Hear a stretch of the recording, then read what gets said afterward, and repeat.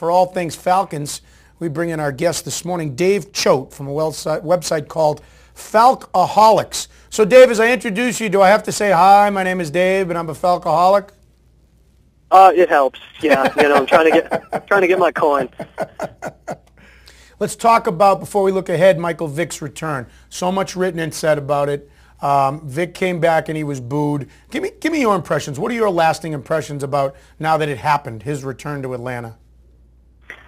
I think it's one of those things. It was overhyped. It was bound to be overhyped. I mean, because of who he is and what he meant to the city when he was there.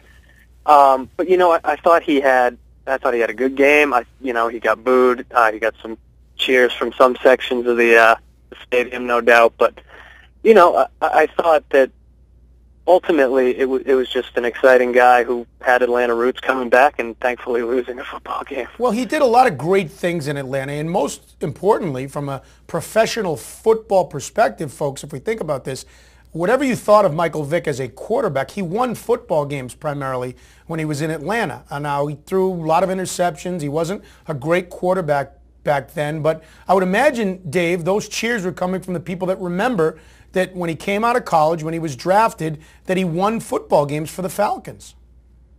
I think for the most part that's true. I think, you kind of hit it on the head earlier when you talked about Atlanta being, kind of an unusual sports city. There are still people who are bigger Vic fans than Falcons fans, and always will be. And, that's their thing. But I think that there are a large number of people who appreciate, he did some great things for the franchise, up until he stopped doing some great things for the franchise. So, I certainly respect the guy. I still think he's a talented guy, and I think he's matured a lot since his time in Atlanta. So, I don't know if I would applaud him per se, but, I certainly didn't like seeing him get hurt. I'm curious your opinion.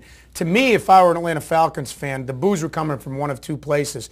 It was either the dog lovers, which I didn't hear a lot of that this weekend, or it was the Atlanta fans booing him because he's an opponent now, and maybe because, you were a good player when you were here, but you didn't take it as seriously as you do now. You've become a really good quarterback because you worked at it. Where was that when you were in Atlanta? Do you agree that there's where a lot of the boos were coming from? I agree. I think, you can break the fan base down into several different slices when it comes to Michael Vick, but that's one of them.